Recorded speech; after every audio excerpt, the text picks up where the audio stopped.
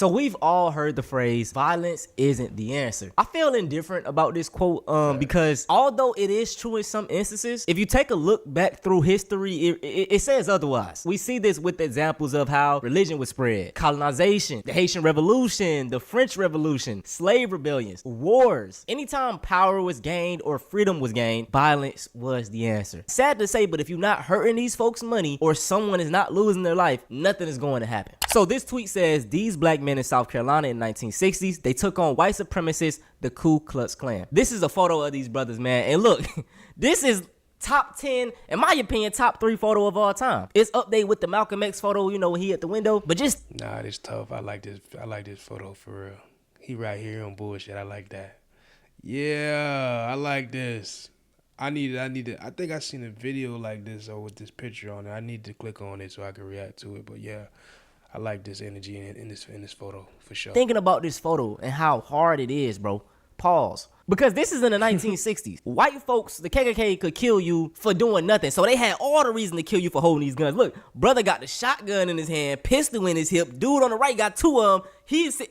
Come on, coldest photo of all time. And then someone ended up quote tweeting and saying, and the leader in the middle is Robert F. Williams, a Marine Corps veteran who changed the course of the civil rights movement and made an international impact beyond what MLK Jr. did. But he's erased from history because they don't want us knowing that violence can work. Just thinking back, y'all, I've never heard of these brothers. I've never even seen this photo until about a week ago. But brothers like him existed a lot during these times. We are only taught about the lynchings and us getting terrorized, but it was brothers that was standing up to this shit. And like he said in his tweet, they only push, you know, non-violent leaders like MLK, etc. because they want you to stay docile. And listen, I love MLK. I feel like he was needed. Like, we needed a side of non-violence, but also we needed the side like these brothers. And even the act of self-defense, that's not violence. That's just protecting yourself. So it's just sad that, you know, things like this would even be seen as violence. You want to know why this is though, man? As black men, black people, we always have to be the bigger man. If someone does something to us, turn the other cheek and go about your business. No. There's a time and place for everything. Sometimes you gotta whoop a nigga ass. When you just leave it just like that, ain't no more talking. We can never give the same energy back. Now let's get back onto the brother Robert Williams, right? This is a photo of him and his wife. He made a book called Negro with Guns, where he was basically talking about how we need to stay strapped and protect ourselves, right? Bro, he literally had a whole shootout with the KKK, and it wasn't in none of the newspapers. People weren't covering it. And it was never taught in schools. Like, this is stuff that I feel like needs to be broad information. Because guess what? He kept his life. And he protected other people's lives. You know what I'm saying? All that turn the other cheek bullshit, it wouldn't have worked against the damn Klan. These folks was so evil. I want to tell y'all a story. And that'd be my problem. Like, these people, like I said, there's a time and place for everything. But the ones that just want to stay so peaceful, like, I have a saying. In order to protect your peace, sometimes you have to be willing to go to war. Y'all think, although America and the state of the world right now is not the best for black people, whatever, there's racism all over the place. If they wasn't whooping people's ass and doing all the stuff they was doing as far as passing legislation and blah, blah, blah, blah, coming, like, showing out and being seen, I'm Haitian, for us fucking people up to get our freedom and independence and all that stuff. You think they would have gave a fuck about us? They would have walked all over us. They would have been slaves to this day. You feel me? Understand? It's necessary. We need people that's going to be like, okay, you know, let's show love, let's this and that. All for it, but I'm also for no, kubetet bulekai. If you Haitian, you get it. If you're not, that necessarily means cut their heads off and burn their house down. We're going to war. That's what they want to do. Then we're going to take it there with them. Like that, it's just crazy to me. It's just like this whole passive aggressive type of, you know, state like people want to be in when it comes to like your life being at risk, bro. You can't. Nah. I'm not promoting violence. I'm not promoting wars, but I'm talking about self-defense. Especially when you not fucking with nobody and they fucking with you. All you want to do is live your life and be the best person you can be. And they fucking with you. Come on, man. What you gonna do? Just keep letting them fuck with you? Let them kill you? That's crazy. You gotta do something. I don't know what you gotta do, but you gotta do something.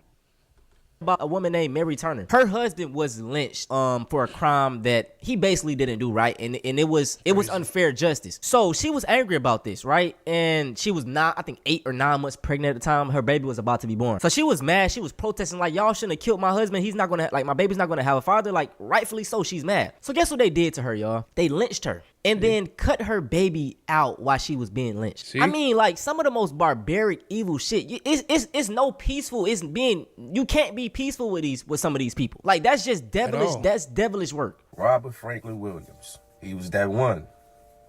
Rest in peace to the ancestor. Now, Robert Williams was a major figure in the struggle for African American civil rights movement in the United States. Now, he was born in Monroe, North Carolina in 1925. And as a young man, he left Monroe and he moved to Detroit. And that's where he worked in the auto assembly plant and he became active in the labor movement. Now, after serving in the U.S. Army and later in the U.S. Marine Corps, he returned to his hometown and was elected president of the local chapter of the NAACP. Now, Williams believed that black people should be able to defend themselves from violent attacks with violence if necessary. Now, calling it the Black Armed Guard, Williams recruited African-American military veterans for his memberships. Now, in 1957, they protected the house of Dr. Elbert E. Perry. Now, they was protecting him from an attack from armed members of the KKK. And they drove off the Klansmen after a brief shootout. Now, Williams' ideas on armed self-defense was explored in his 1962 book called Negroes with Guns, which proved highly influential on the views of Huey P. Newton, who was the co-founder of the Black Panther Party. So he inspired the Black Panther Party. And like I say, a lot of us don't know about him. I'm young, so, I didn't learn about him. A lot of y'all probably do.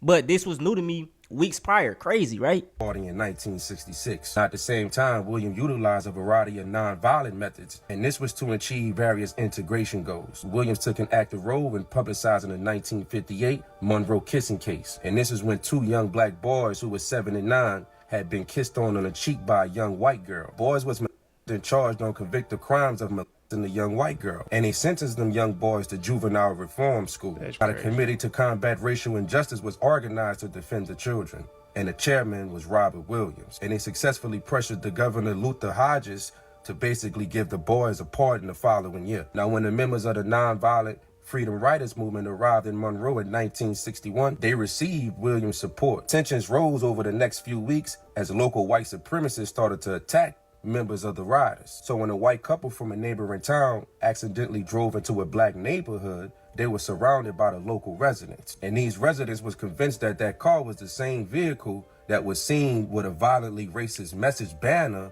the day before. Now, Williams brings him into his own house for protection. So that couple was able to leave that town safely because of Williams. Now, with violence escalating in Monroe and being threatened by the chief of police with lynching, Williams and his family fled Monroe, in which they thought would be a temporary departure. He faced trumped up charges from the FBI that he was in flight to avoid arrest for having kidnapped that white couple. So to avoid prosecution, he fled the country, and he initially lived in exile in Cuba. Williams and his family left Cuba in 1965 and relocated to China. But in 1969, he returned to the United States to fight those charges. Now, he finally stood trial in North Carolina, and the charges against him was dropped. Now, he died in 1996 and was buried in Monroe, where he was eulogized at his funeral by Rosa Parks. I'm gonna put some links down below in the descriptions of some great documentaries on this brother.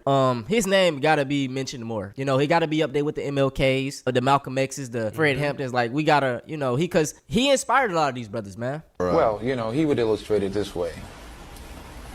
Is the sheep preaching hate when he says, I'm not going to let the wolf eat me anymore? If the wolf comes in here, next time he comes in here, I'll do whatever I have to do to keep him off my back. Is the sheep violent or is the wolf the violent one? He wasn't teaching hate, he was teaching common sense. Somebody's knocking you over the head, stop them. Do whatever you have to do to stop them. The ones that were knocking him over the head were afraid of the fact that he might swing back, so they said, no, he's teaching hate. Yeah. Big shout out to Denzel Washington. He broke that quote down perfectly. That is the reason why in 2026, a lot of these white supremacists, white conservatives, they are scared because the white population is, is going down. Now, the reason they fear this so much is because they feel like retaliation is going to come. Now that they're becoming the minority, they are scared that we are going to do those same things to them. We could care less, bro. We just want to live our lives, right? Now, I want to show y'all a video that I stumbled upon, and it's disturbing, but it's also very, it's highlighting, because when I tell y'all these stories of folks eating us and folks using our skin for, different types of things, it's real. Okay. So I decided to take this chair apart and redo it. Well, I knew it was old, but I didn't know how old it was until I got in, realized it had been put together with twine, burlap, and this. But then I noticed this black stuff. That's hair? It was used as padding. Can we please? Yo, I see that. That's Is hair. That is black people hair that was put in the padding of the chair to make it more comfortable. This was a chair that was passed down from her family. So when I tell y'all these stories of folks eating us and cooking us and using our, like, this stuff is real, like, and it's probably things that we don't even know that were right. Of course, way worse. But this was a family chair that was passed down. You know, it was in her family. So her ancestors had some slaves. You know, probably did whatever they did with them and used their hair as a. It's human hair. Human hair and cotton. At one point in time in my life, y'all, You know how crazy that is? That's so fucking crazy. And then you like, you know how some people say you just can't go to anybody's house? In my opinion, this is one of the reasons why. You don't know what the fuck they into. Dark magic all in the house. They sacrificing shit. They do woo, this and this and that. And you think you going over there to kick your feet up and just relax with your homeboy. You don't know what you just opened the door to. That's so crazy to me, bro. And it's to them, maybe the newer, when I say newer, the younger generation of white people are gonna be like, damn, this is fucking crazy. But the older generation, like, oh yeah, we used to do that shit all the time. Yeah. My great-great-granddad had a slave, and that's exactly what he did. We made some coats out of her. What? We had stew with her. Like, what? Yeah, we got a human skin, a black American skin coat. The strongest slave my dad had, he passed away. We had to use the remains to do. You know how crazy that is? And they talk about that shit like it's regular. ain't gonna lie, I really didn't want to learn about my history. When I was like 17, 18, 19, I stayed away from every slave movie. I didn't really want to hear it because I already knew if I heard a story, it was gonna make me mad. And like it was like a response to just be like, okay, I don't want to hear it. But I'm at the age now where I want to know everything. No matter how mad it's gonna make me, I want to hear it. But look, man, I hope y'all enjoyed this video. Make sure y'all check out the brother Robert F. Williams and the Beacons of Defense, man. He actually inspired the Black Panther Party. And if y'all want to see a video on one of the most notable leaders in the Black Panther Party, man, go check out my video on Fred Hampton. That brother was assassinated by the FBI and Chicago Police Department, man. Go show that video some love, share it. Man, I don't know. I just feel like, just to speak on what he just said, in order to know who you are, sometimes you gotta dive deep back into where you come from. You know what I'm saying? Like your ancestors, like your grandpa, your grandma. I'm tripping. Just stuff like that, with the line you come from, whether it be you are American or you come from a whole different country or whatever the case may be, and you end up having to settle here, whatever case. But it's just like, they hide so much of our culture, they hide so much of our history to where it's just like, you have to go do your own homework now because you never gonna know.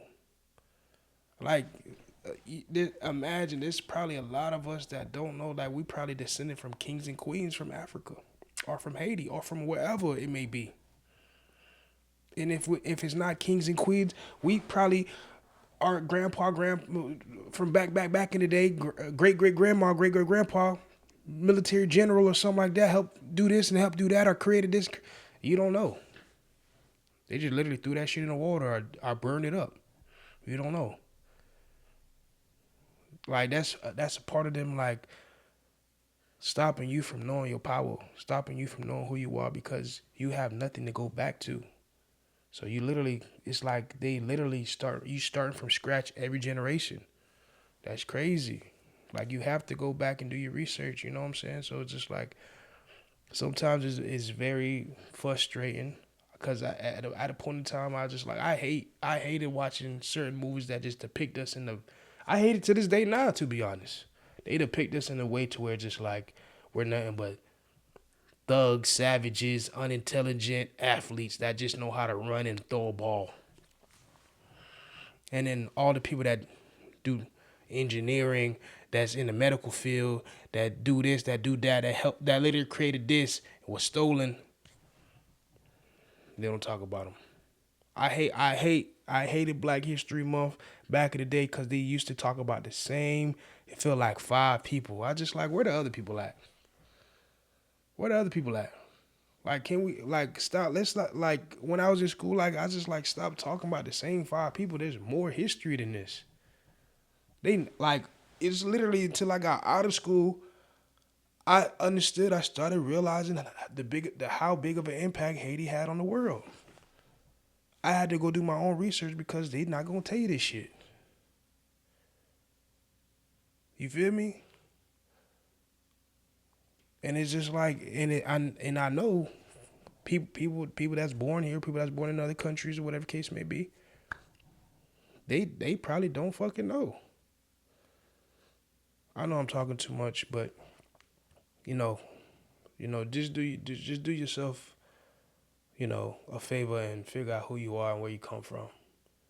You feel me? Know who your pops was, know who your grandma, grandpa was, et cetera, et cetera. If you can go back deep as far as you possibly can, do that. Even if your grandma, grandpa, your great great grandma, grandpa was a bum, you feel me?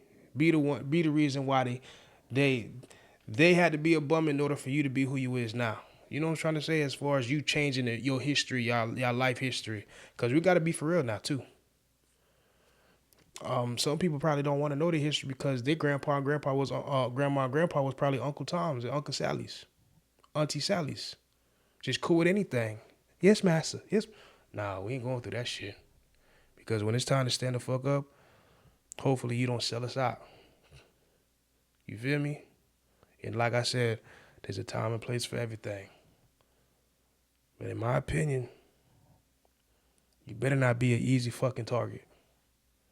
So protect and defend yourself as good as possible. Because they're not going to take no remorse on you. They're not going to take no pity on you.